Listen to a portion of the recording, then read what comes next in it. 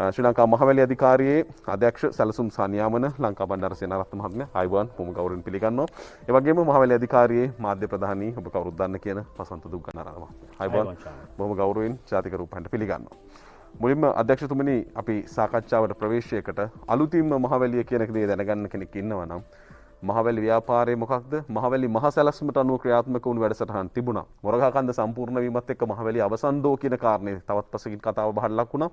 ඇත්තටම මහවැලි අධිකාරියේ විෂයපතය ක්‍රියාවලිය ගැන පුංචි පැහැදිලි කිරීමක් කරොත්. ඇත්තම මහවැලි සංවර්ධන ව්‍යාපාරය කියන්නේ එදා මෙදා තුර ලංකාවේ බිහි දැවැන්තම සංවර්ධන ව්‍යාපාරය. ඔබ දන්නවා මහවැලි ගල් කියන මේ සුවිශේෂ ගංගාවේ ජලය රටේ සංවර්ධනය සඳහා පාවිච්චි කරන තමයි 1960 දශකයේ 1968 මහවැලි මහා සැලැස්ම ඉදිරිපත් වෙනවා. මහවැලි මහා සැලැස්ම කියන්නේ අවුරුදු 30ක දිගු කාලීන සංවර්ධන ව්‍යාපෘතියක්. මේ ව්‍යාපෘතියේ ප්‍රධාන අරමුණු පහක් තිබ්බා. අරමුණු පහ යටතේ ප්‍රධාන ජලාශ 15ක්, ජල විද්‍යුත් බලාගාර 11ක් සහ මහවැලි කලාප 13ක් නිර්මාණය කරන්න තිබ්බා. මේ සැලසුම යථාර්ථයක් බවට පත් වෙන්නේ 1970 පෙබරවාරි 28 ස්වභාවිකව ගමන් කරපු මහවැලි ගඟ පොල්ගොල්ල බරාජය හරහා උතුරට හරනවා. එහිදී පොල්ගොල්ල බරාජය හරහා උකුවල ටනල් එක, උකුවල විදුලි බලාගාරය, බෝවතන ජලාශය, බෝවතන ජල විදුලි බලාගාරය හරහා ජලය හුරුව ෆීඩ කැනල් එකෙන් ගෙනල්ලා දඹුලොයට ගෙනල්ලා කලාවට ගෙනල්ලා ඉස්කාලාපේ ජනතාව පදිංචි කරමින් 70 දශකයේ අපි සුවිශේෂ කාර්යභාරය නිම කරනවා. ඒතකොට රටේ අවශ්‍යතාවය මත 80 දශකයේ මේ සුවිශේෂ ව්‍යාපාරය අවුරුදු 6කට කඩිනා වෙනවා. ඒ යටතේ ඔබ දන්න විදිහට කොත්මලේ ජලාශය, වික්ටෝරියා ජලාශය, රන්දිනිගල ජලාශය, රන්ටබේ ජලාශය සහ ඒ ආශ්‍රිත ජල විදුලි බලාගාර, ඒ වගේම මහවැලි B කලාපේ, C කලාපේ, ඒ වගේම මහවැලි G කලාපේ, L කලාපේ, පසු කාලීනව වලව කලාපේ එක්වෙමින් මේ ව්‍යාපාරේ කඩිනම් වෙනවා. මේ සෑම අවස්ථාවකදී විශේෂයෙන්ම මහවැලි මාස්ටර් ප්ලෑන් එකේ තිබ්බ ප්‍රධාන අරමුණු අනුව ජාතික ආර්ථිකයට අවශ්‍ය විදුලි බලය ලබා දෙන්න, ඒ වගේම කෘෂිකර්ම නිෂ්පාදනයේ ඉහළම වන තරුණ රැකියා අවස්ථා ලබා දෙන්න, ගම්වතුර පාලනය කරන්න, ඒ වගේම ජනපද කරන ව්‍යාපාරය හරහා ජාතික ආර්ථිකය යුග කිහිපයකට අපි දායක වෙනවා. ඊට පස්සේ අපි පිවිසෙන 90 දශකයට 90 දශක කියන සුවිශේෂ දශකයක් එතෙක් මහවැලි සංවර්ධන ව්‍යාපාරය යටතේ ආරම්භ කරපු මේ මහවැලි කලාප විදේශ ආධාර මත තවදුරටත් යටිතල පහසුකම් සංවර්ධනය වීමක් වෙනවා. ඊට පස්සේ 21 වෙනි සීවසරේ එනවා. 21 වෙනි සීවසේ අපි ඉන්නේ දැන් 3 වෙනි දශකයේ, පළවෙනි දශකයේ, දෙවෙනි දශකයේ ඉවරයි. වසර 20ක් ගෙවිලා ඉවරයි. මේ වසර 20 කාලේ බැලුවොත් එimhe මහවැලි අධිකාරිය විදියට ඔබ දන්නවා මොරගහකන්ද ජලාශය, ඒ වගේම කළුගගේ ජලාශය, ඊට පස්සේ රඹකැන්න කලාපයක් අලුතෙන් එකතු වෙනවා. ඊට අමතරව උතුරට වතුර ගෙනියන උතුරුමද මහ ඇලේ ප්‍රධාන කටයුතු ආරම්භ කරනට වයඹ ඇල හරහා කුරුණෑගලට පානීය ජලය ලබා දෙන්න. ඊට පස්සේ යනාදී කටයුතු ආරම්භ කරනවා. එතකොට වසර 50ක සුවිශේෂ ගමන් මගක් ගමන් කළා මහවැලි අධිකාරිය ජාතික ආර්ථික සුවිශේෂ දායකත්වය ලබා දීලා සියලුම පෙර අතීත අත්දැකීම් ලබාගෙන 20න් පස්සේ මේ ඉදිරි අවුරුදු 5 තුළ නව සැලසුම්, ඉලක්කගත සැලසුම් මත අපි ගමනක් යන්න තමයි මේ සූදානම් වෙන්නේ. මහවැලි මහා සැලැස්මේ සියලුම අවශ්‍යතා සපුරගෙන ඉවරද මේ වෙද්දී? ඇත්තෙම ඉවරයි. මහවැලි මහා සැලැස්ම කිව්වොත් එimhe ප්‍රධාන අරමුණු 5යි තිබ්බේ. එකක් තමයි ජල විදුලි බලය නිෂ්පාදනය කරන. අපි ජල විදුලි බලය නිෂ්පාදනය කරා මහවැලි සංවර්ධන ව්‍යාපාරයේ 80 දශකයේ ජල විදුලි බලයෙන් තමයි 80%ක දායකත්වය ලබා දුන්නේ. දැන් ජල විදුලි බලය ගත්තොත් එහෙම ලංකාවේ මම කීපවතාවක් මේක කියලා තියෙන දැන් මේ විදුලි බුබුලයක් දැල් වෙනකොට අපිට මතක් වෙන්නේ මහවැලිය. එතකොට දැන් මහවැලි ජල විදුලි බලය විතරක් නෙමෙයි. මහවැලි ප්‍රධාන ජලාශ ආශ්‍රිත ජල විදුලි බලාගාර තියෙනවා. ඊට පස්සේ සෝලා පවර්. ඒ කියන්නේ විශේෂයෙන්ම බී කලාපේ සහ වලව සෝලා ගම්මාන. ඒ වගේම අපේ ඉදිරි සැලසුමක් තියෙනවා. ඉදිරි වසර 5 තුල අපේ ප්‍රධාන ජලාශ තියෙනවා. ඔබ දන්නවා වික්ටෝරියා රන්දර සුවිශාල ජලාශ. ඒ ජලාශවල මතු පිට ජල පුෂ්ඨය අපි පාවෙන සෝලා පැනල සවිකල ජාතික ආර්ථිකයට විදුලි බලයක් දායක වෙනවා. ඒ වගේම සුළං විදුලි බලයටත් මූලික වශයෙන් දායක වෙලා තියෙන ඉතිහාසයේ ප්‍රථම වතාවට මහවැලි අධිකාරිය වලව කලාපයේදී. ඊට අමතරව රැන්ඩෝ කියන ගිනි සීරියා භාවිතයෙන් දැව දහණයෙන් අපි සී කලාපේ විශාල දායකත්වය ලබා දෙනවා ජාතික මට්ටමින් විදුලි බලය නිෂ්පාදනය කිරීම සඳහා. නැවත ජලාශ විදියට එකතු වෙන දැන් මොකද මහවැලිය පිළිබඳ කතා කළා, කළුගඟ ව්‍යාපෘතියත් එක්ක අපි වෙනම කතා කරා, මොරගහකන්ද ගැන වෙනම කතා කළා. නව ජලාශ පිළිබඳ යම් ආකාරයෙන් කතිකාවක් තිබෙනවද? මේ වන විට මහවැලි මහා සැලසුම ඔබ දන්නවා පංචමහා ජලාශ මේ පංචමහා ජලාශ මේ වෙන විට සම්පූර්ණයෙන් අපි ඉදිකල ඉවරයි. ඒතකොට පංචමහා ජලාශ වලට අමතරව මහවැලි අධිකාරිය විසින් මෙහෙයුම් ලබන ජලාශ සහ ප්‍රධාන ජලාශ මධ්‍ය මට්ටමේ ජලාශ කුඩා ජලාශ 646කට ආසන්න ප්‍රමාණයක් තියෙනවා. මේවා විවිධ කටයුතු වලට කියන්නේ ඇත්තට මේක ජල ගබඩාවක්. උදාහරණ වශයෙන් MCM 3500කට ආසන්න ජල වර්ෂා කාලෙදී රැස් වෙන ජලය රැස් කළා විශේෂයෙන්ම යලමහ දෙකන්නේ වර්ෂය පුරා වගා කරන්න අනුරාධපුර පොළොන්නරුව තිරිකොණාමලය කියන වියලි කලාපයට ජලය මුදා හරින්න ඊට පස්සේ පානීය ජල අවශ්‍යතා ඒ වගේම කර්මාන්ත ශාලා සඳහා අවශ්‍ය ජලය ඊට පස්සේ සනීපාරක්ෂක කටයුතු සඳහා අවශ්‍ය ජලය ඒ වගේම ජල විදුලි බලය නිෂ්පාදනය කරන්න ජලය ලබා දෙනවා. ජලය කියන්නේ අපේ ප්‍රධාන අංගයක්. විශේෂයෙන්ම ගත්තොත් එහෙම ලංකාවේ ජල කළමනාකරණයට මැදිහත් වෙන සුවිශේෂම ආයතන තමයි මහවැලි අධිකාරිය. ඒ සඳහා ජල ලේකම් කාර්යාලයක් තියෙනවා. ඔබ දන්නවා අපේ අපකැච්මන්ට් ඒරියාවේ ප්‍රධාන සුවිශේෂ ජලාශ කම්පියුටර් පද්ධතියක් මගින් නඩත්තු කරන්න දකුණු ආසියාවේ ප්‍රථම වතාවට අපි පද්ධතියක් හදලා තියෙනවා. ඒ වගේ ජල කළමනාකරණේ කටයුතු කිරීම සඳහා. හොඳයි. අපි වසන්ත දුග්ගනාරල මහත්මයාත් එක්ක ගිය සතියේ කතා කරේ ඇත්තටම කාබනික ගොවිතැන ප්‍රවර්ධනය කිරීමේ සතිය කොහොමද මේ ප්‍රගතිය කියන එකත් වචනයක් කතා කළා මොකක්ද අපතාව. ඒක ඊටාම විශිෂ්ට ලෙස සිද්ධ වුණා. විශේෂයෙන්ම මහවැලි අධිකාරියේ සිටින 5000කට ආසන්න සේවක පිරිස ගොවි ජනතාවත් එක්ක ශේෂ්ත්‍රයට ගිහිල්ලා ඔවුන්ට ආදර්ශ දෙමින් ආදර්ශ උගන්වමින් පෙන්වා දෙමින් ක්‍රියාදාම සිදු කරමින් විශාල වැඩ කොටසක් කරා. ඉතින් අපිට අධ්‍යක්ෂ ජනරාල්තුමාටත් මටත් හම්බුණා ඒ කලාපහරා සංචාරයක්. ගාරි අමාත්‍යවරුන් ලේකම්වරුන් වරියන් මේ හැමෝම මේ දැවිද්දල බලපුවාම දැන් හරි ආසයි තුන කලාපවල පාරේ යනකොට දෙපස කොම්පෝස්ට් වැඩපිළිවෙළවල් සහ තරුණයන් එකතු වෙලා මහා පරිමාණ කොම්පෝස්ට් නිෂ්පාදනාගාර තනන්න හදන අලුත් දේවල් සොයමින් මේ යන්ත්‍ර සූත්‍ර නවීකරණය කරගැනීමෙන් සමහරලාට තමන්ගේ ලෑම් මාස්ටරය දැන් ගිලිසීරියා කපන චොපර් එකක් බවට පත් කරගැනීමෙන් වැඩ කරගෙන යනවා. ඒක කන්ටිනියු. දැන් අපි ඒ ගැන ආය කතා කරන්නේ නැද්ද යන්ත්‍රය කරගෙන පටන් ගත්තා. ඒ මැෂිම ස්ටාර්ට්. ඒ නිසා දැන් අපි යමු වෙනවා ඒකේ තව නූතන සහ ඊට වඩා ඉදිරි දේවල් වලට අපේ සැලැස්ම අනුව. හොඳයි. අර මහවැලි අම්මා කියන ප්‍රොජෙක්ට් එක පැත්තකින් තියෙනවා කාබනික ගොවිතැන සඳහා වුණු තවත් පැත්තකින් තියෙනවා සහ මම හිතන්නේ තවත් අලුත් ක්‍රියාවලියකට ඔබතුමන්ලා යනවා මේ දසවැදෑරුම් ප්‍රතිපත්තිය පිළිබඳ කතා කරනවා. මොකද්ද මෙහිදී කරන්නේ? ඔව් මම හිතනවා මේ වෙලාවේ මම තාම ආදරෙන් ආරාධනා කරනවා දෙමව්පියෝ මේ වැඩසටහන බලනවා නම් දරුවන් වාඩි කරව ගන්න ඉක්මනටම ටීවී එක ඉස්සරහා. ඒකට හේතුව මේ මහවැලිය කියන දරුවන්ට උගන්වන්න. නැත්තම් දරුවෝ මෙතරම් මහා ධන සම්භාරයක් අපේ රටේ තියෙන බව දන්නේ නැහැ. ඉතින් ඒ නිසා මේ විශේෂයෙන්ම දූ දරුවෝ ඉගෙන ගන්න ඕන මහවැලිය ගැන. අපි කුඩා කාලේ මහවැලිය පිළිබඳ ශ්‍රේෂ්ඨ සංචාර තිබ්බා. ලංකා මහත්තයා දන්නේ නැති බොහොම තැන් එහෙම අපිට අධ්‍යාපන සංචාරයේ ආයතන ස්ථානයක්. ඉතින් ඒ වගේ මේ දරුවෝ දැන් මහවැලියෙන් මිදිලා තියෙනවා. මගේ යුතුයකම තමයි ඊළඟ පරම්පරාවට මේක කාදනය කිරීම. දසවැදෑරුම් කියලා එකක් හදාගන්න හේතු වෙන්නේ අධ්‍යක්ෂ ජනරාල්තුමා ඇතුළු පිරිසට මහා වැඩ ගොඩක් මේකෙන් කරන නිසා. දැන් ගත්තොත් ඒවා දැන් අධ්‍යක්ෂක සැලසුම් හැටියට කියයි 100ක් 200ක් මේකේ තියෙන ඉසව්. ඊටත් වඩා. හැබැයි අපිට දැන් එතකොට මේක ක්‍රියාන්විතයකදීත් ජනගත කිරීමකදීත් මේවා මිස් වෙන්න පුළුවන් නේ. ඒ නිසා ප්‍රධාන හැටියට මෙන්න මේ 10 පෙරටු කොටගෙන අනිත්ව කරමු කියන තැනට ආව. උදාහරණයක් හැටියට බීජ නිෂ්පාදනය. බීජ ගොවි පොළවල් 17ක් සතුයි මහවැලිය. එතකොට මේ බීජ දැන් අපේ දැන් කාබනික වගාවත් එක්ක වෙන ඊළම කාර්යය තමයි අපර බීජ ආයි පිටරින් ගෙනවත් වැඩක් නැහැ. පැහැදිලිව. අපේ බීජ අපේ මේ කාබනික වගාවට උචිත බීජ අපි හදා ගන්න ඕනේ. භෝග නිෂ්පාදන වැඩසටහන කියන්නේ කීර්ති කොටගම මහත්මයාගේ ඩබල් සංකල්පය අනුව සුවිශේෂී භෝග වගයක් සූදානම් කළ දෙන. කියන්නේ පිට රටට ගොඩාක් මුදල් ඇදිච්ච නමුත් අපේ රටේ හැදිය හැකි භෝග වලට මුල් තැන දීලා ඒවා දෙගුණයක් කිරීම. දැන් වෙනවා නම් මෙච්චර මෙට්‍රික් ටොන් ප්‍රමාණයක් ඒක දෙගුණයක් කිරීම තමයි බලාපොරොත්තු. ඊට පස්සේ දීවරහ පශු සම්පත් නිෂ්පාදනය. ඊට පස්සේ ගෙවතු 4,00,000ක්. මම හිතන්නේ අපිට ඊළඟ වැඩසටහනකදී කතා කරන්න වෙන්නේ ඒක. මේ තා ඉක්මනින් පටන් ගන්නවා විශේෂයෙන්ම අපේ ගෙවිලියන් කාන්තාවන් සවි බල ගන්නවන්න ගෙවතු 4,00,000ක් ලබා දීම. ඊට පස්සේ ඉඩම් ඔප්පු 1,00,000ක් පවරා දීම මේ කෙටි කාලය තුළ තිබ්බා. මේ කලාප තුළ තිබ්බ ලොකු ගැටලුවක් තමයි ඉඩම් හිමිකම් ඊළඟ පරම්පරාවට ඉඩම් පැවරුම් ඔප්පු තිරප්පු වගේ දේවල්. ඒවා නිදහස් කොට දීම. කාබනික පොහොර නිෂ්පාදනය අපි කතා කරු මාතෘකාව. ඊට පස්සේ කාබනික කලාප බිහි කිරීම දැන් නකල්ස් වල තියෙන පළවෙනි කාබනික කලාපයේ බිහි කොට අවසానයි හෙක්ටයාර 1000ක ඉලක්කයකට මේ වෙනකොට හෙක්ටයාර 650 ඉක්මවා ඒ නිෂ්පාදන කටයුතු සිද්ධ වෙනවා. ඊට පස්සේ වාරි සෞභාග්‍ය වැඩසටහනේ ජනාධිපතිතුමන්ගේ සංකල්පයෙන් එන වාරි සෞභාග්‍ය ක්‍රියාත්මක කරන්නේ මහවැලියට ප්‍රධාන වශයෙන්.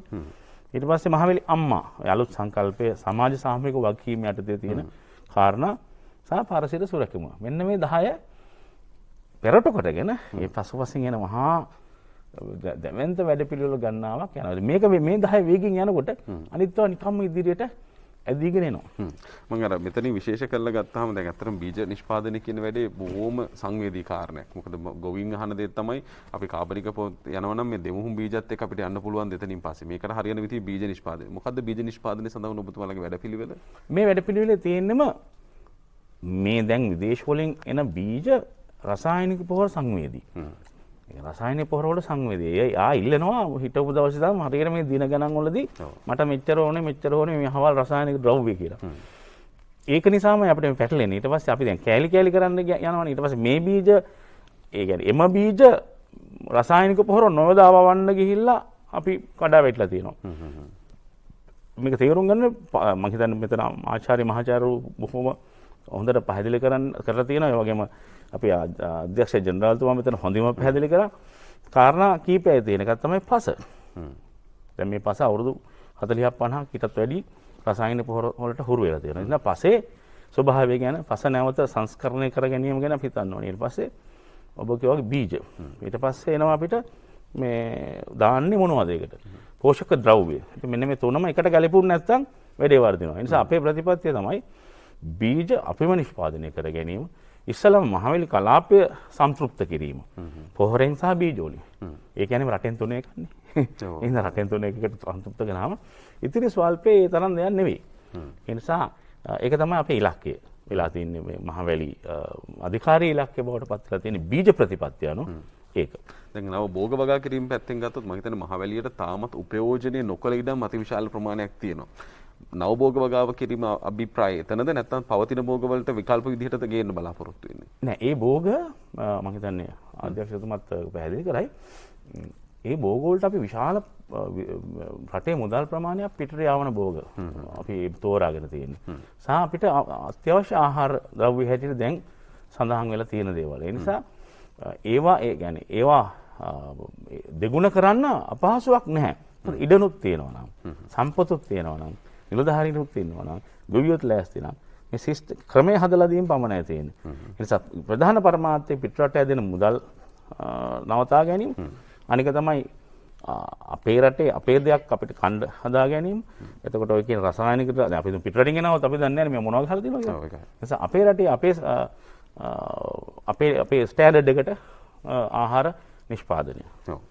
අපි දැන් මෙතනින්ම මේ කාරණා දසවැදවරුන් ප්‍රතිපත්තියත් එක්ක එනකොට අපි මහවැලිය අලුතින් නව ජීවයක් ලබා යලි ක්‍රියාත්මක වීමක් අපිට පේනවා. මොකද දැන් අපිත් මේ සතිය දෙකක් ඇතුළතදී අලුත්ම ව්‍යාපෘති පිළිබඳ මහවැලිය කතා කරේ. ඒ නිසා දැන් මේ දසවැදවරුන් ප්‍රතිපත්තියේ බීජ වැඩසටහන කොහොමද ක්‍රියාත්මක වෙන්නේ? ඒ වගේම නව භෝග වගාවන් ක්‍රියාත්මක කිරීම විශේෂයෙන්ම විදේශ විනිමය බොහෝමයක් ගලාගෙන යන දේවල් දේශීය වශයෙන් සපුරා ගැනීමට අදාළ ක්‍රියාවලිය පිළිබඳ පැහැදිලි කිරීමක් කෙරුණා. ඒත් එක්කම තමයි කාබනික පොහොර වැඩසටහන අපි ඒ පිළිබඳ කතා කළා. ඒක ආරම්භයේ මැෂින් එක පටන් ගත්තා. එතනින් ඉහළ ක්‍රියාත්මක වීම පිළිබඳ දුගන්නර මහත්තයා පැහැදිලි කරලා දුන්නා.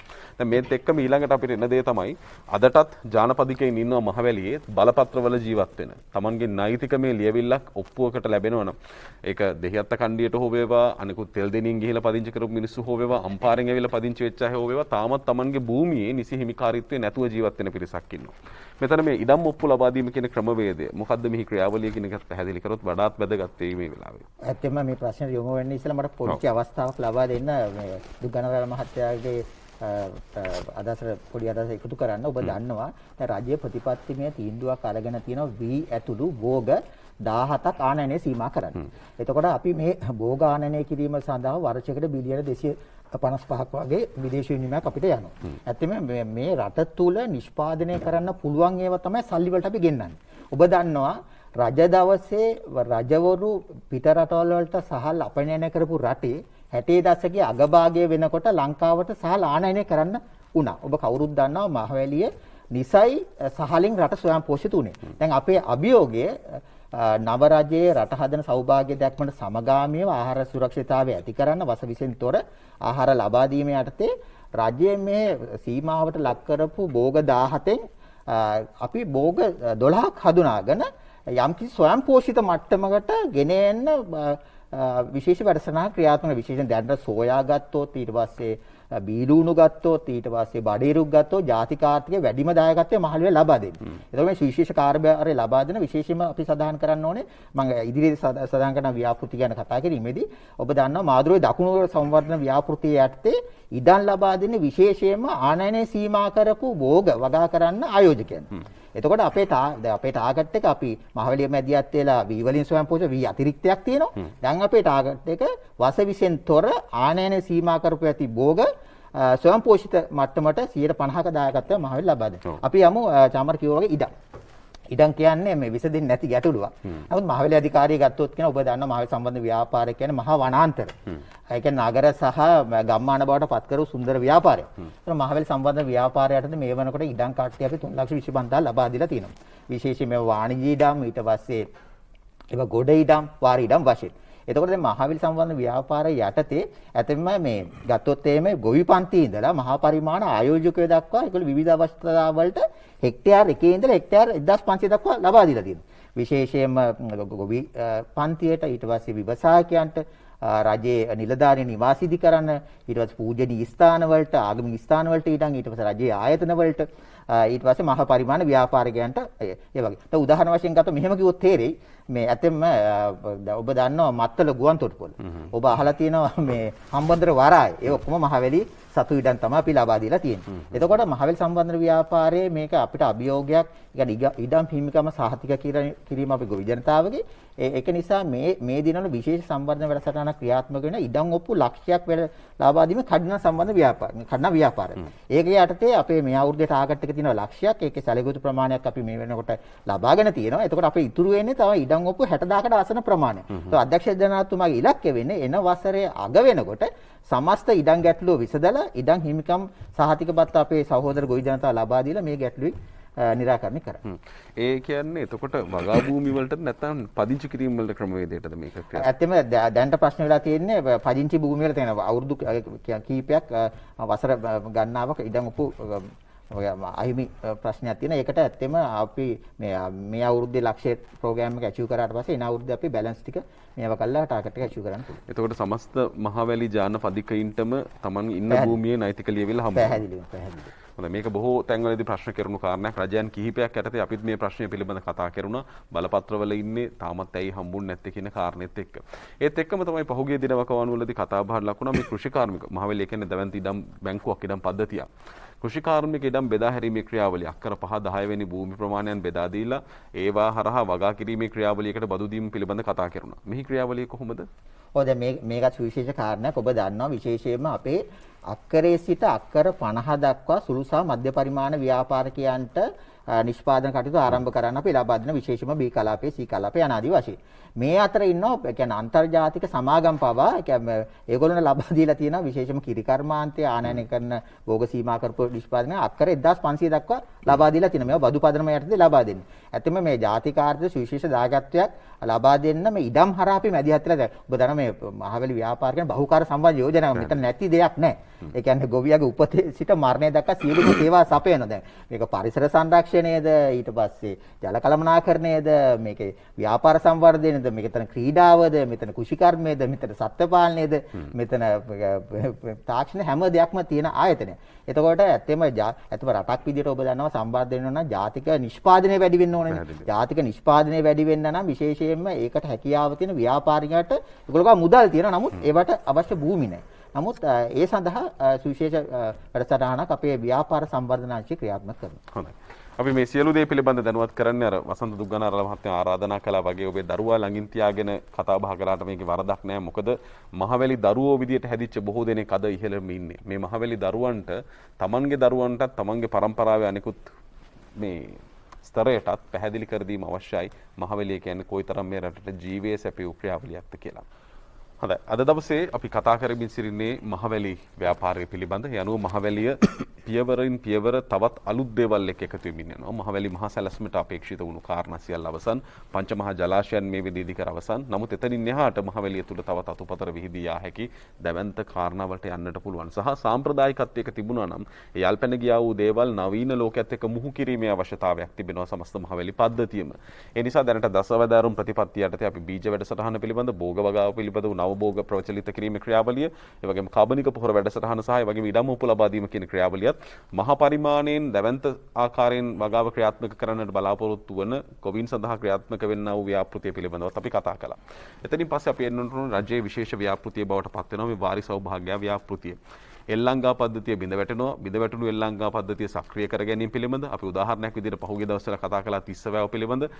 අක්කර අඩි 700ක් තියෙන වැවේ අද ඉතුරුලා තියෙන අක්කර අඩි 300යි. අක්කර අඩි 400කට ආසන්න ප්‍රමාණයක් සම්පූර්ණ විනාශ වෙලා ගියපු තැනක තියෙන්නේ. ජල අවශ්‍යතාව සපුරා ගැනීම ඉතාමත් ලොකු ප්‍රශ්නයක් ජනතාවට වෙලා තියෙන කාරණේ.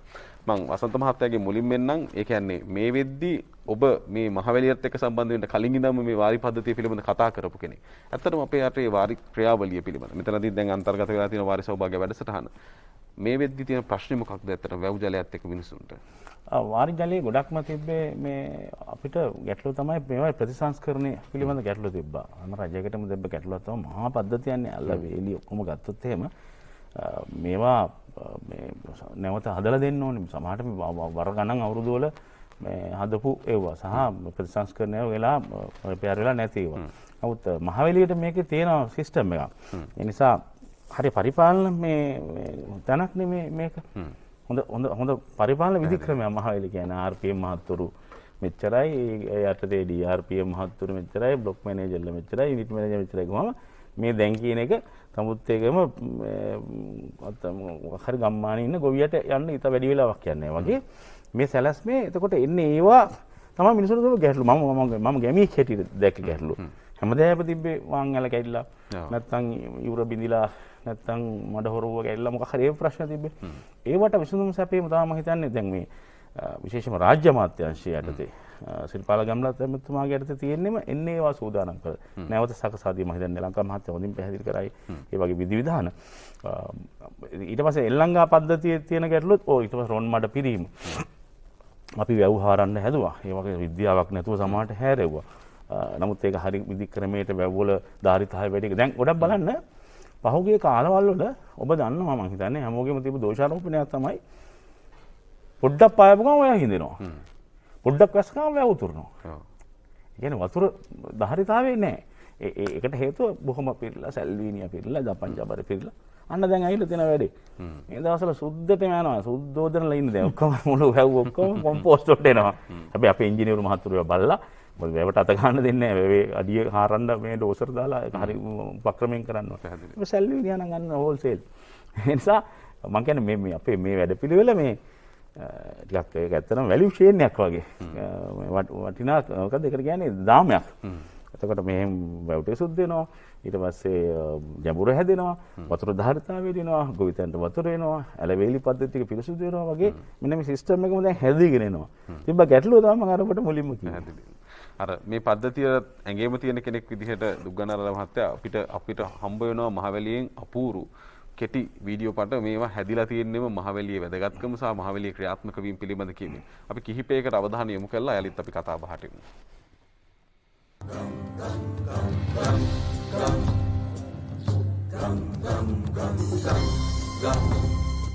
මහවැලිය කියන්නේ අපේ රට ගොඩක් දේවල් දායාද කරන කලාපයක්. මුලින්ම ගත්තොත් එහෙම අපිට අවශ්‍ය පානීය ජලය, ඊට පස්සේ විදුලි බලය, ඊට පස්සේ කෘෂි කර්මාන්තය සඳහා අවශ්‍ය ජලය, ඊට පස්සේ දීවර කර්මාන්තය, මිර්ගීය දීවර කර්මාන්තය සඳහා අවශ්‍ය ජලය යනාදී වශයෙන් මෙහෙම බහුවිධ ක්‍රියාවලියක් අපේ මහවැලිය තුල සිද්ධ වෙනවා. සමහර වෙලාවට මහවැලිය කියන්නේ ගඟක් විතරයි කියලා නෑ. මේ ගඟ දෙපස මහා ජනපද කියන සංඛ්‍යාවක් මහවැලියේ ජීවත් වෙනවා. ඇත්තම කියනවා නම් මේක හුස්ම ගන්න ගඟක්. මහවැලිය කියන්නේ රටක්. හොඳයි. මේ ආකාරයෙන් අපූර්වවට හදවතට දැනෙන කාරණා. ඇත්තටම අපිත් මහවැලියකදී මෙතුමා කියපු දේ 100%ක් නෙවෙරදි. මහවැලිය කිව්වහම පංචමහා ජලාශයන් මේ මහවැලියත් එක්ක බැඳුණු කාරණා ගැන විතරයි අපි කතා කරේ. හැබැයි එතනින් එහාට ගියාම විසිරී තියෙන මහා දැවැන්ත වූ පද්ධතියක් මහවැලිය තුල තියෙනවා.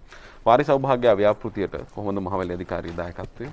ඔව් දැන් ඔබ කවුරුත් දන්නවා මේ වාරි සෞභාග්‍ය වැඩසටහන ජාතික මට්ටමේ වැඩසටහනක්. ඔබ මම කලින් කිව්වා වගේ මහවැලි නොකරන දෙයක් නැහැ. ඒතකොට මේ මහවැලි වාරි සෞභාග්‍ය වැඩසටහන යටතේ විශේෂයෙන්ම මේ වසරේ අපි තෝරාගත් වැව් 245ක පුනරුත්ථාපන කටයුතු ආරම්භ කරලා තියෙනවා. මෙහිදී පළවෙනි අදියරේ යටතේ අපි 140ක් තෝරාගෙන ඒකේ බොහෝ දුර වැඩ කටයුතු නිම කළා. දෙවෙනි අදියරේත් මූල කටයුතු ආරම්භ කරලා තියෙනවා.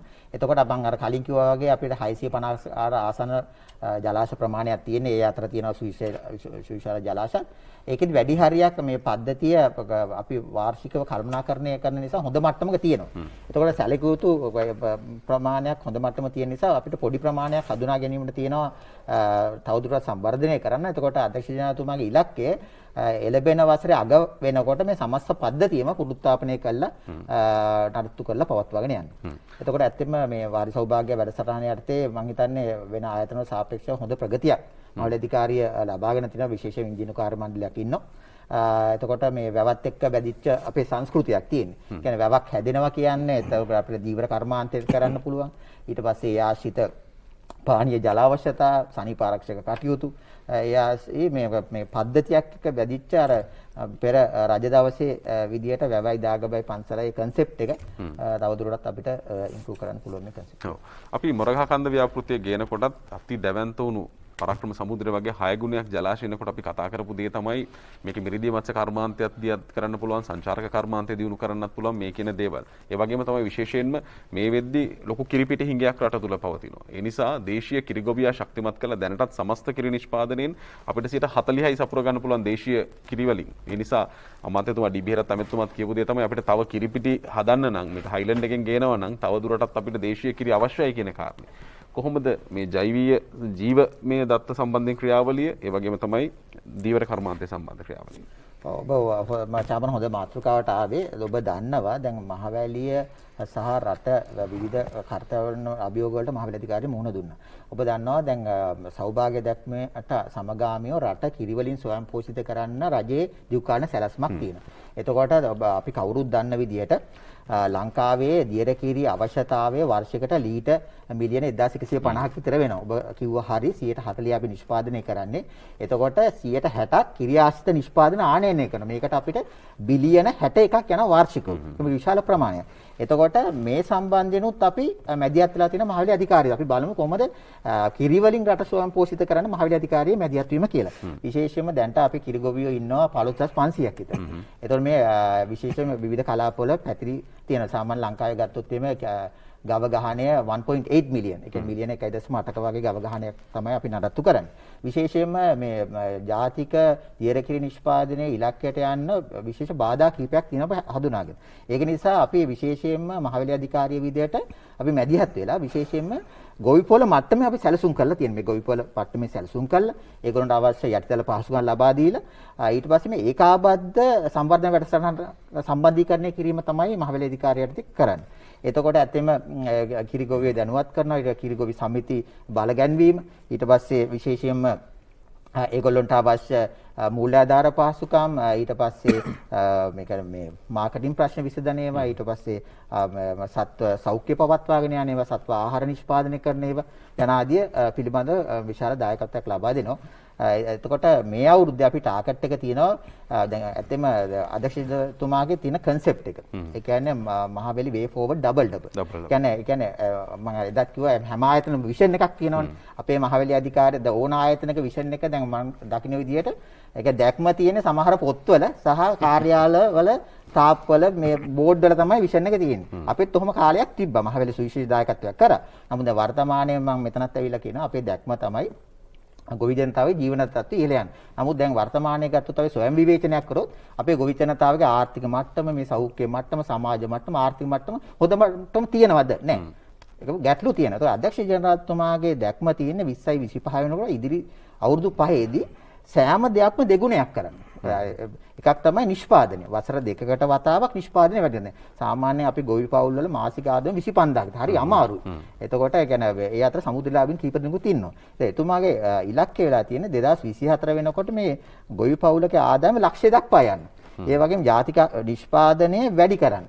ඊට පස්සේ ජාතික ආර්ථිකයට දායකත්වය වැඩි කරන්න. તો මහවැලි අධිකාරියේ ආදායම් වැඩි කරන්න. අපේ ඉලක්කය තමයි 20යි දැන් තව දුරටත් භාණ්ඩාගාර ප්‍රතිපාදන මත යැපෙන්නේ නැතුව මේක ස්වාධීන ලාභදායී ආයතනයක් බවට පත් කිරීම තමයි 20යි ලොකු ගමනක්. ලොකු ගමනේ විවිධ අරමුණු ඉලක්ක ගත සැලසුමක් අනුව තමයි පැහැදිලි වැඩසටහනක් එක අධ්‍යක්ෂ ජනතුමා යන්නේ. අපිට පැහැදිලි එතුමාගේ නිවැරදි නායකත්වය යටතේ එතුමා කියන්නේ ඇත්තම මේ අවස්ථාවේ එතුමා කියන්නේ ලංකාවේ කෘෂි ශේෂ්ත්‍රයේ බිහුණු සුවිශේෂ විද්වතෙක්. එතුමා ඇත්තම ඒක අපිට ලොකු ශක්තියක්. ඒ වගේම මේ අවස්ථාවේ මම ගෞරවයෙන් සිහිපත් කරන්න ඕනේ අපේ විෂය භාර අමාත්‍යවරු දෙපළ, ඒ වගේම අමාත්‍යාංශ වාරි මාර්ග අමාත්‍යාංශ ලේකම්තුමා, ඒ වගේම මහවැලි රාජ්‍ය අමාත්‍යාංශ ලේකම්තුමිය විශේෂයෙන්ම මතක් කරන්න ඕනේ එතුමන්ගේ ආශිර්වාදය මඟ පෙන්වීම යටතේ තමයි අපි මේ දිගු ගමනක් අපි ලොකු චැලෙන්ජස් අපි ඉතිහාසයේ අභියෝග ජය අරගෙන තියෙන විශේෂයෙන්ම මේ දුක්ගන්නරාල මහත්තයා කිව්වා වගේ මේ කාබනික දැන් කාබනික හොඳයි නරකයි තර්ක කර ඉන්නකොට අපි වැඩේ කරලා පෙන්නුවා.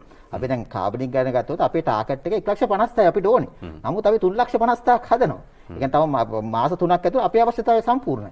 ඒක අතිරික්තය වෙන ප්‍රදේශවල අපිට ගොවියන්ට ලබා දෙන්න පුළුවන්. කිරිත් එහෙමයි. කිරි අභියෝගයත් අපි නිකන් ඉන්න. කිරිත් කරනවා, බිත්තරත් කරනවා, මාළුත් කරනවා. හැමදේම කරනවා. එතකොට ජාතික මේ රජයේ මේ දැක්ම යටතේ කිරි වලින් රට ස්වයං පෝෂිත කරන්න සුවිශේෂ දායකත්වය ලබා දීලා තිනවා. ඊට අමතරව මේ අපේ අර දුගනරාල මහතා කිව්වා වගේ අපේ ෆාම්ස් තියෙනවනේ 17ක්. ඔය තෝරාගත්ත ෆාම්ස් වල අභිජනන මධ්‍යස්ථාන විදියට කියන්නේ වසු පැටව් නිෂ්පාදන ගොවියන්ට ලබා දෙන කිරි ගොවියන්ට ඊට පස්සේ ආහාර නිෂ්පාදනය කරන්න අවශ්‍ය කියන්නේ ෆොඩ කියන්නේ සත්ව ආහාර නිෂ්පාදනය කරන මෙදියට ඒ වගේම ඔබ දන්න කාබනික පොහොර වලට මේ සත්ව අපද්‍රව්‍ය ඕනේනේ. ඒවත් ලබා දෙනවා අර අපේ මේ කොයි පොළවල් හරහා. එතකොට ඒකටත් අපි මැදිහත් වෙලා තිනවා. ඒ වගේම ඔතන සත්ත්ව නිෂ්පාදනශය අපි කතා කරනවා දීවර කර්මාන්ත. මිරිදේ දීවර කර්මාන්ත.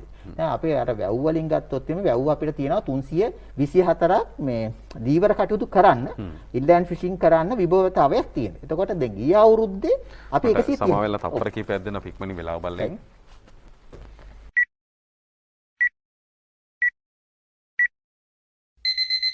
තවොන්න කියන්න. Thank you Andy. හරි බුදුන් අවස්ථාව. ඔව් දැන් මම කිව්වා විදිහට අපිට දීවර කටයුතු කරන්න පුළුවන් වැව් තියෙනවා 324ක්. එතකොට දැන් ගිය අවුරුද්දේ අපි කරේ 130යි. දැන් අධ්‍යක්ෂ ජනාධිපතිතුමාගේ ඩබල් කන්සෙප්ට් එක අනුව මේ පාර ඉලක්කය ඩබල් කරා. කියන්නේ 260යි. දැන් 260ටම අපි ඒ කියන්නේ නාරා නැග්ඩ ආයතන සම්බන්ධ කරලා ඇඟිල්ලෝ ඇසිත්තෝ අරගෙන ඒවා තැම්පත් කරලා දීවර සමිතිය හර දැන් දීවර සමිතිය ගත්තොත් තමයි අපේ 1119ක් විතර සංවිධානාත්මක දීවර සමිතිය තියෙනවා. ඒක දීවර පවුල් 5000ක් විතර ඉන්නවා. දැන් සාමාන්‍ය අපි ගත්තොත් එහෙම ඔක පාර්ට් ටයිම් කරන කට්ටියක් ඉන්නවා, ෆුල් ටයිම් කරන පූර්ණ කාලීන කරනත් ඉන්නවා. සාමාන්‍ය දල වශයෙන් රුපියල් 30000ක 50000ක අතර මාසික ආදායම දීවර කර්මාන්තයෙන් එනවා. විශේෂ අවස්ථා තියෙනවා. දැන් වාලේව ගත්තොත් එහෙම ඌරු සිතා වැවට එහෙම ගියොත් ඒගොල්ලෝන්ගේ මාසික ආදායම ලක්ෂය පනිනවා. ලක්ෂ 121ක් වගේ ආදායමක් ලබන දීවර කර්මාන්තය විතරයි. ඒතකොට දීවර ආම්පන්න ලබා දෙන එක, ඒගොල්ලන්ට දැනුම ලබා දෙන එක, ආරක්ෂිත ඇඳුම් කට ලබා දෙන එක අපි දීවර සමිතිය හරහා කරනවා. එතකොට විශේෂයෙන්ම මේ අවුරුද්දේ අපි දැන් ගිය අවුරුද්දේ තිබ්බේ ටාගට් එක හැම එකම ඩබල්. හැබැයි ඩබල් මේ වෙනකොට අචීව් කරලා ඉවරයි බොහෝ දුරට. දැන් ගිය අවුරුද්දේ මෙට්‍රික් ටන් මට මතකයි 5500ක් තිබ්බේ. ඒතකොට මේ අවුරුද්දේ ඒක 11000ක් කළා. 11000 දැන් සලිකුතු ප්‍රමාණයක් එවෙලා තියෙන්නේ. කොවිඩ් නෙමෙයි මොන තත්ත්වයක් වුණත් මොන කන්ඩිෂන් එක වුණත් ජාතික ආහාර සුරක්ෂිතතාවය තහවුරු කිරීමේ ඒ අභියෝගය අරගෙන දෙසැම්බර් 30 යටතේ කොහොම හරි ඉලක්ක ළඟා කරගන්න. හොඳයි. දසවැදෑරුම් ප්‍රතිපත්ති යටතේ බීජ වැඩසටහන, භෝග වැඩසටහන, කාබනික පොහොර වැඩසටහන, ඒ වගේම කාබනික කලාප බිහි කිරීම දැනටමත් නකල්ස් පද්ධතිය විශේෂයෙන් මෙවැනි තැනට යොමු වෙලා තියෙනවා. ඒ වගේම තමයි ඉඩම් ඔප්පු ලබා දීමේ ක්‍රියාවලිය, ඊට අමතරව වාරි සෞභාග්‍ය වැඩසටහන, පශු සම්පත් සංවර්ධනයේ දීවර වැඩසටහන, මේකෙන් සියලු කාරණා අපි ආවරණය කළා. අපිට මහවැලියෙන් තවත් කතා කළ යුතු දේවල් තියෙනවා. මොකද මොරගහ කන්ද හැදෙනකොටත් බලාපොරොත්තු වුණේ ඉරණමඩු දක්වා ජලය රැගෙන යාමේ ක්‍රියාවලිය. වයඹැල හෝ වේවා, මහඇල හෝ වේවා, මේ සියලු දේත් ඒ වගේම අනිකුත් ක්‍රියාවලිය විදිහට උමාවත් එක්ක, නිල්වලා ව්‍යාපෘතිත් එක්ක, ඒ වගේම මේ වෙද්දි පැලවත් වගේ සීනි ආශ්‍රිත වූ ගම්මාන වලට ජල පහසුකම් ලබා දීමේ ක්‍රමවේද මේ සියලු දේත් මහවැලියත් එක්ක ගොනු වෙනවා. මම කැමතියි ලංකා වණ්ඩාර මහත්තයා අපිට ඉක්මනින් පැහැදිලි කරලා දෙනවා නම් මේ දසවැදෑරුම් ප්‍රතිපත්තියේ පරිබාහිර විශේෂ ව්‍යාපෘති පිළිබඳ. ඔව් විශේෂයෙන්ම දැන් ඔබට පැහැදිලි කරන්න දැන් මේ සම්පින්ඩනයක් විදිහට මේ සාකච්ඡා අපේ විශේෂ ඒ කියන්නේ දේශීය අරමුදල් මත ක්‍රියාත්මක වන විශේෂ ව්‍යාපෘති 6ක් තියෙනවා. විශේෂ වැඩසටහන් 10ක් තියෙනවා. වැඩසටහන් තමයි අපි සාකච්ඡා කරන්නේ. දැන් විශේෂ ව්‍යාපෘති කියලා ගත්තොත් එහෙම local funded projects කියලා කියන්නේ විශේෂයෙන්ම කලාප 3ක. කියන්නේ එල් කලාපයේ රඹකැන්නව කලාපේ සහ බී කලාපේ ව්‍යාපෘති 6ක් යනවා. උදාහරණයක් අපි දැන් රඹකැන්නව කලාපයට ගත්තොත් එහෙනම් රඹකැන්නව කලාපේ ක්‍රියාත්මක වෙනවා. ඒ කියන්නේ රඹකැන්නව ඒකාබද්ධ සම්බන්ධ ව්‍යාපෘති. ඊට පස්සේ රිදී මාලියද්ද ඒකාබද්ධ සම්බන්ධ ව්‍යාපෘති දෙකම දේශීය අරමුදල් මත ක්‍රියාත්මක. ඒකේ ප්‍රධාන අරමුණ විශේෂම යටිතල පාසුකම් කියන්නේ වාරියල පද්ධති, ඊට පස්සේ මාර්ග පද්ධති, වැව් අමුණු, කුෂ්ඨකර්ම කටයුතු, සත්ත්වපාලන කටයුතු, පරිසර කටයුතු, ව්‍යාපාරික සම්බන්ධ කටයුතු සහ ප්‍රදේශීය යටිතල පාසුකම් සම්බන්ධන කිරීම. කියන්නේ රඹකැන්නව කලාපයේ ව්‍යාපෘති දෙකක් යනවා. දැන් අපි එල් කලාපයට ගියොත් එimhe එල් කලාපයේ වැලියෝ ඒකාබද්ධ සම්බන්ධ ව්‍යාපෘතිය ක්‍රියාත්මක වෙනවා. ඒක වසර කිහිපයක් ඉඳන් ක්‍රියාත්මක වෙනවා. ඊට අමතරව එල් කලාපයේ කතා කළ යුතු සුවිශේෂම ව්‍යාපෘති තමයි කිවුල්ලෝයේ ව්‍යාපෘතිය. කිවුල්ලෝයේ ව්‍යාපෘතිය කියන්නේ ඇත්තම වැලියෝයට මහවැලි ජලය තාම යන්නේ නැහැ. එතකොට ජලයේ ලොකු ගැටලුවක්. ඒ කියන්නේ යලමහා දෙකන්නේ වර්ෂය පුරා වගා කරන එල් කලාපයට ජලය නැති ගැටලුවක් තියෙනවා. එතකොට මහවැලි අධිකාරිය මැදිහත් වෙලා මේ සුවිශේෂ ව්‍යාපෘතියට භාණ්ඩාගාර ප්‍රතිපාදන වෙන් වෙලා තියෙනවා. අවුරුදු 4ක මේක ව්‍යාපෘතිය මේ සඳහා බිලියන 8ක් අපි ආයෝජනය කරනවා. මේ ව්‍යාපෘතිය කියන්නේ අක්කරාඩි 45000ක සුවිශේෂ ජලාශයක් තමයි ඉදි කරන්නේ. දැන් වැඩි අපි පටන් ගන්න තියෙන්නේ මේක තනිකුත් ජලාශය වගේ. මේක විශේෂත්වය තමයි දැන් ඔබ අහලා තියෙන වික්ටෝරියා රන්වේ සුවිශේෂ ජලාශ අපි ඇති කරේ විදේශ ආධාර මත. විදේශ ඉංජිනේරු. මේක අපේ ඉංජිනේරු අපේ මුදල් වලින් කරන්නේ. මේකේ ප්‍රතිලාභ ගත්තොත් එimhe විශේෂයෙන්ම දීවර කටයුතු සඳහා අපිට ලබා දෙනවා. ඊට පවුල් 10000කට පානීය ජල පාසුකම් ලබා දෙනවා. නව හෙක්ටයාර් 4500කට යලමහා දෙකන්නේ වගා කරන ජලය ලබා දෙන්න, පැරණි ඉඩම් වලට ජලය ලබා දෙන්න, ඊට පස්සේ රුල්සා වක්‍ර රැකියාව ලබා දෙන්න සුවිශේෂ ව්‍යාපෘති දැන් ආරම්භ කරලා තියෙන්නේ. අපි ඉන්නේ අද 2021 2025 වෙනකොට අපි අනිවාර්යයෙන්ම මේවා කළා ජාතියට තිල්න කරනවා. ඊට අමතරව මේක විශේෂම ව්‍යාපෘතිය මම ව්‍යාපෘති 4ක් කතා කරා. අපි බී කලාපයට ගියොත් බී කලාපේ ඒකාබද්ධ සම්බන්ධ ව්‍යාපෘතිය කියලා ක්‍රියාත්මක වෙනවා. ඒක යටිතල පාලතුන් සම්බන්ධනය කරන්නේ.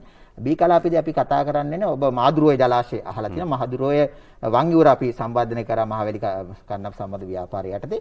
දැන් අපි ආරම්භ කරලා තියෙන සුවිශේෂ ව්‍යාපාරයක් මහවැලි මාදුරෝය දකුණු සම්බන්ධ ව්‍යාපාරය. මේක විදේශාධාර මත මේවා කරන විශාල මුදලක් යෝජනා කරලා තිබ්බ විදේශීය මුදල් සපයන ආයතන. නමුත් ලංකාවේ මුදලින් බිලියන 38 නැත්නම් මිලියන 38500කින් අපි මේ ව්‍යාපෘතිය අවුරුදු 10ක් තුල නිම කරනවා. මේකදී විශේෂයෙන්ම ගත්තොත් එහෙම මාර්ග පද්ධතිය, ඊට පස්සේ වාරියල පද්ධතිය, ඊට පස්සේ ආශ්‍රිත වැව් ටික මේවා කළා අපි අලුතෙන් ඉඩ මේකයි විශේෂත්වය හෙක්ටයාර 17500ක් සංවර්ධනය කරනවා. හෙක්ටයාර 17500න් 12500ක්ම වෙන් කරන්නේ ආයෝජකයන්ට ආනයනයේ සීමා කරපු භෝග වගා ගන්න. අපේ ඉලක්කය අර සහලින් මහවැලිය ස්වයංපෝෂිත කරා වගේ අපි හඳුනාගත්ත මේ භෝග 12 තියෙනවා. මේ භෝග 12න් වැඩි ප්‍රමාණයක් ස්වයංපෝෂිත මට්ටමට ගෙන්නන්න. එතකොට මේකත් මහ පරිමාණයෙන් ක්‍රියාත්මක ව්‍යාපෘතිය. මේවා අපිට සුපුරුදු රාජකාරී කියන්නේ වික්ටෝරියා රන්දිනීගල මොරගහකන්ද කියලා සුවිශාල ජලාශ ඇති කරපු අපිට ඒ සදා මැදිහත් වෙන්න මේක අභියෝගයක් නෙමෙයි පහසුවෙන්ම ඉලක්ක ළඟා කරගන්න පුළුවන්. හොඳයි. අර වසන්ත මහත්තයාගේ වචනින්ම කිව්වා මහවැලිය කියන්නේ රටක් කියලා. මෙච්චර සම්පත් සමුදායක් තියෙන මේ මහවැලිය ලාභ ලබලා දේශීය වශයෙන් මහා දැවැන්ත ආර්ථික දායකත්වයක් ගේන තැනකට ගේන්න පුළුවන්. ඒ නිසා තමයි අපි දකිනවා ඩබල් ව්‍යාපෘතිය, ඒ වගේම මේ මහවැලිය අම්මා වැනි සමාජ සත්කාරක සේවාවත් එක්ක යන CSR ක්‍රියාවලියක් එක්ක යන එකත් එක්ක අපිට තියෙන ප්‍රශ්නයක් තමයි මේකේ ඉන්න මේ සන්නද්ධ වුණු පිරිස එකතු කරගන්න බැරි. ඇයි? මහවැලියේ හැමෝම එකට එකතු වෙලා මේක වෙනම රටක් විදිහට ක්‍රියාත්මක කරනවා. මේ ඇති දායකත්වයේ ඒ විදිහට ගන්න බැරියයි. මොකක්ද ඉදිරිය වෙනුවෙන් වැඩපිළිවෙල ඔබතුමා? අපේ ඉදිරියේදී මේ පොඩි තාක්ෂණික මෙහෙයුමක් අවශ්‍ය වෙනවා. දැන් එකක් තමයි දැන් පරම්පරාව ටිකක් වෙනස්නේ. එනිසා ඒගොල්ලෝ වැඩ කරන්නේ මේවත් එක්ක ඇප්ස් එක්ක අර එහෙම වැඩ කරන ඉඳලා අපි මේ මහවැලි අම්මා යටතේම විදේශ ව්‍යාපෘතියක් එනවා ඩිජිටල් ගම්මාන. එතකොට ඒකේ පයිලට් එක අපි මේ ලබන සතියේම ආරම්භ කරන්න සූදානම්ව ඉන්නවා. මේක අපේ කලාප හැම එකකම ඩිජිටල් ගම්මාන බිහි කිරීමෙන් තරුණ පරම්පරාව කෘෂිකර්මය වෙත ළඟා කිරීම. මොකද හරි ඒක පොඩි ෆැෂන් එකක් වෙන්න ඕන. ඊට අමතරව මේ ගොවියන්ට තියෙන ලොකු ගැටලුවක් තමයි යාමර දැන් බඩු ටික නියමිත වෙලාවට යවා ගන්න වාහන පහසුකම් මොන හරි තියෙනවා නම් ඒ වගේ දේවල් කොමියුනිකේෂන් එක ඊට පස්සේ මිල ගණන් දැන් කීයද දඹුල්ලේ මිල හොයන්න යනකොට මේක ඉවර වෙනවා වගේ දේවල් නිසා අපි ඒක ක්ෂණිකව ඇප්ස් හරහා මේ දැනුම් දෙන්න ඉගෙන ගන්න ඊට පස්සේ ප්‍රවාහනය කිරීමේදී එහෙම ලොකු ලොරියක් ගෙන්නන්න ඕනේ නැති වැඩකට පොඩි වාහනයක් ගෙන්න ගන්න පුළුවන් ට්‍රාන්ස්පෝර්ට් ක්‍රම පුහුණු වීම. ඊට අමතරව රේඩියෝ ටීවී පවා මේක තුල තියෙනවා. අපි ඊටාම හොඳ වැඩකට අත ගහලා තියෙනවා. ගුවන්විදුලි නව සභාපතිතුමා හඩ්සන් සමරසිංහ මහත්මයා සමග මූලික සාකච්ඡාවකට අවසానයි. ප්‍රාදේශීය ගුවන්විදුලි දැන් ශ්‍රාවක මට්ටමින් පොඩ්ඩක් ඉවත් වෙලා තියෙනවා. ඒ නිසා ඒ ගුවන්විදුලි සමග සම්බන්ධව ඔබට මතකද මහවැලි ප්‍රජා ගුවන්විදුලි කියලා ඉස්සර තිබ්බනේ. මහයලු පල්ලමේ තිබ්බා, ගිරාඳුරු කෝට්ටේ තිබ්බා, කොත්මලේ තිබ්බා. ඒව දැන් වැසිලා. ඒ නිසා අපි හැබැයි ඒ විදිහට පටන් ගන්න බෑ දැන්. ඊට වඩා වෙනස් පරම්පරාවක්, පොඩි මොඩර්න් පරම්පරාවක් ඉන්නේ. ඒ අයට අවශ්‍ය ගන්නේ රේඩියෝවක්. මහවැලියට ළඟදීම අපි දන්නවා. එතකොට මෙන්න මේ එකතු කිරීම. ඊට පස්සේ තරුණ බලකා, සංස්කෘතික බලකා, සංගීතය, නැටුම්, මාධ්‍ය, නිවේදන බලකා ඇති වෙනවා. මේ මිනිස්සු මොනවද කරන්නේ? ඒගොල්ලෝ ඇවිල්ලා මේ නිකන් රියැලිටි වල රස්තියාදු වෙන්න ඕනේ නෑනේ. ඒ අයට අපේ කලාපවලම එතකොට ඉඩක් හම්බ වෙනවා සහභාගීත්ව. සංගීතය හැදවපු කෙනාට අපේ පළාතේම හම්බ වෙනවා. නිවේදක ඉගෙන ගත්ත කෙනාට රේඩියෝ එකක් තියෙනවා ගමේ. ඒ රේඩියෝ එකෙන් අපි කොමියුනිටි රේඩියෝ කියන එකේ මොඩර්න් එක තමයි මහවැලියට එන්නේ ඊට පස්සේ. මෙන්න මේ වගේම ඊට පස්සේ යූලීඩ් වගේ ආයතන අපිත් එක්ක එකතු වෙලා මේ ළමයින්ට මේ උපදේශනය සහ වෘත්ති පුහුණු කළා. හරියට තමන්ගේ වෘත්තියේ අර කිව්වාගේ ඩබල් කරගන්න. දැන් ඉන්නවා උදාහරණයක් ඇරගෙන ටයිල් වැඩ කරන වාසුන් හැකෙනෙක් ඉන්නවා. ඔහුගේ මාසික ආදායම ලක්ෂ 7ක් විතර. ඒ වගේ වෙනස් වෙන. ඒවා හරියට කරුත් දැන් ලග්ගල අපේ බොජුන්හලේ තරුණයක් 1,25,000ක සුද්ධ ලාභයක් ලබන මාසෙට. හරි බොජුන්හලේ මේ අපේ අර දේශීය ආහාර විකුණන දරුවෙක්. ඉතින් ඒවා මැනේජ් කරලා දුන්නොත් අලුත් පරම්පරාව ගන්න වෙන විදිහකට. දැන් මහවැලිය සූදානම් වෙනවා ඒ අලුත් පරම්පරාවට ආමන්ත්‍රණය කරන අලුත් විදිහ හොයාගන්න. පැහැදිලිවම. ඇත්තටම අර හෙළ බොජුන්හලවල එහෙම කොයිතරම්නම් ජනප්‍රිය වෙලාද කියන දේ 아무තුවෙන් කිය යුතු නෑ. ඒ නිසා ඇත්තටම මේක අහනකොට හරිම සතුටු හිතෙනවා මේ තරම් මහා සම්පත් සමුදායක් එකතු කරලා නවීන ලෝකයේත් එක්ක ගලපලා මේ විදිහේ දැවැන්ත වැඩපිළිවෙලක් දියත්වන හැඟීම අපට මහවැලිය තුලින් දැනෙනවා. ඒ නිසා මහවැලිය අම්මා ව්‍යාපෘතිය වේවා, කාබනික ගොවිතැන පිළිබඳ විශේෂ ව්‍යාපෘතිය, ඒ වගේම මේ දසවැදාරුම් ප්‍රතිපත්තිය, ඒ වගේම තවත් ක්‍රියාත්මක වෙන සංවර්ධන ව්‍යාපෘති 6 මේ සියලු දේ සර්ව ප්‍රකාරයෙන් සාර්ථක වෙලා සමස්ත මහවැලියේ මේ යම් සාම්ප්‍රදායික වුණු ආකාරයේ චිත්‍රයක් තියෙනවා නම් ඒක වෙනස් කරලා බොහොම ආකර්ශනීය තැනකට පත් කරන්න ශක්තිය ධෛර්යය ලැබෙන්න කියලා ප්‍රාර්ථනා කරනවා. මේවා රජයන් වල කාරණාවලටත් වැඩිය මේක අපිට කරන සේවයක්, මේ රටේ පොදු මහ ජනතාවට කරන සේවයක් විදිහට අපි දකින්නේ. බොහොම ස්තුතියි අධ්‍යක්ෂතුමනි, මාධ්‍ය ප්‍රධානතුමනි, අද දවසේදී පැමිණීම. අපි හෙට දවසේදී යලිත් හමු වෙමු. අද දවසේ අපි මතක් කරන දේ තමයි ඔබ පුද්ගල වගකීමක් පැවරේ තියෙනවා. ඔබේ ගෙදරට මේක අරන් ගියොත් ඔබේ දරුවාට වැඩිහිටියන්ට වෙන බලපෑම. ඒ නිසා වෙන තීන්දුව తీරන කිසිවක් වැඩක් නැහැ. ඒ මත පදනම්ව ඔබේ දායකත්වය දෙන්න. හෙට හම්බෙමු. ප්‍රාර්ථනා කරන ඔබට යහපත් දවසක්.